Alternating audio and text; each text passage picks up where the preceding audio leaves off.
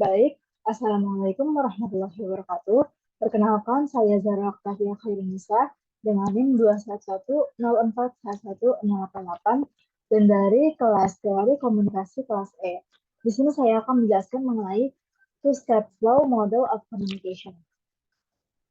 Pertama, two-step flow model of communication. Two-step flow model of communication atau model komunikasi dua tahap merupakan model komunikasi yang membahas mengenai proses pengaruh penyebaran informasi oleh media massa terhadap masyarakat. Dan dalam model ini menjelaskan bahwa penyebaran serta pengaruh dari informasi yang disampaikan melewati media massa terhadap masyarakat tidak tercipta secara langsung atau melalui satu tahap saja, tapi melewati perantara seperti opinion leader. Nah, opinion leader ini dalam hal ini adalah orang yang memiliki pengaruh besar atau influence yang besar dalam masyarakatnya. Tanpa para opinion leaders ini, media massa ini tidak dapat berbuat atau melakukan banyak hal. Opinion leader dalam kasus ini berguna dalam menyampaikan pesan dari media massa kepada masyarakatnya. Opinion leader ini biasanya itu memiliki status sosial yang lebih tinggi. Yaitu selanjutnya proses two-step flow model of communication. Dalam proses tersebarnya informasi melewati media massa itu terjadi dalam dua proses, yaitu yang pertama adalah informasi disebarkan oleh media massa terhadap para opinion leader. Yang kedua, opinion leaders ini menyampaikan informasi atau opini kepada para pengikutnya. Asumsi dasar. Asumsi yang melatar belakangi two-step flow model of communication ini yaitu yang pertama adalah masyarakat atau khalayak pada hakikatnya tidak hidup sendirian, tapi aktif berinteraksi dan berkomunikasi dengan lainnya, bahkan menjadi salah satu atau beberapa dari kelompok sosial.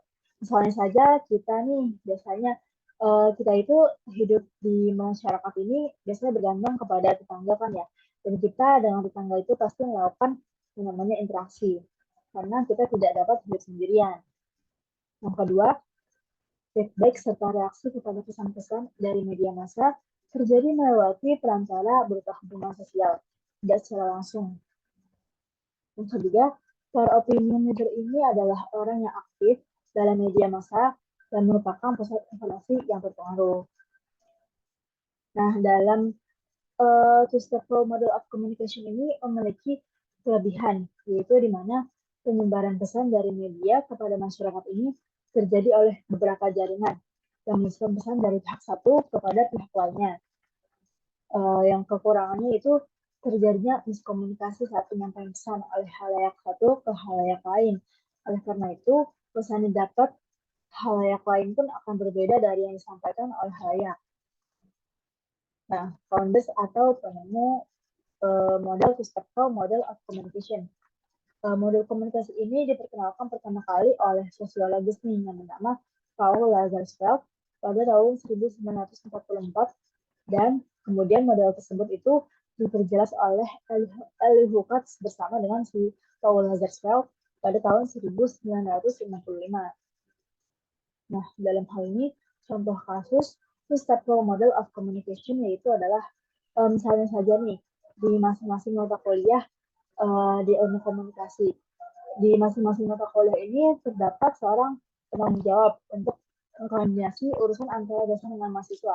Misalnya saja di mata kuliah teori komunikasi kelas E, penanggung jawab atau PJ-nya si A.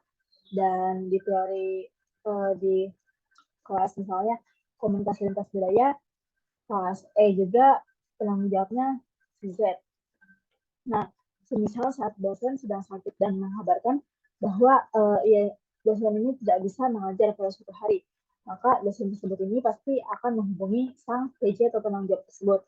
Nah, jika sang PJ ini tidak mengecek gadgetnya atau perangkatnya yang berhubungan dengan informasi mengenai dosen tersebut, maka otomatis kan dia tidak akan memberitahu teman-temannya tentang informasi terkini tentang dosennya tersebut, dan mahasiswa lain ini akan mengiranya kelas dilaksanakan seperti biasa dan hadir di tempat.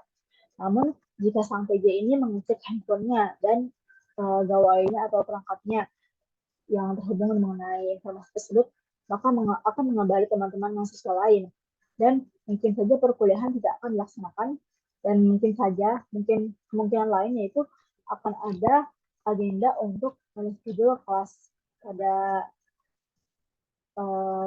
pada pertemuan selanjutnya, atau kesepakatan yang melalui si mahasiswa dengan dosennya.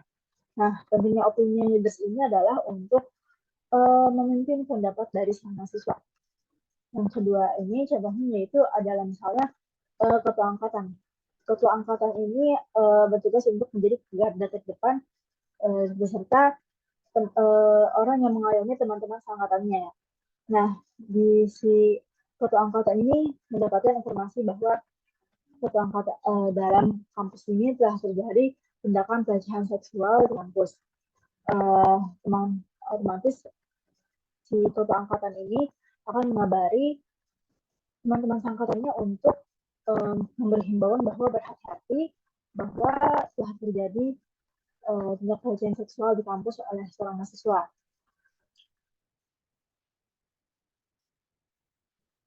Baik, sekian dari saya, kurang lebih mohon maaf. Assalamualaikum warahmatullahi wabarakatuh. Terima kasih.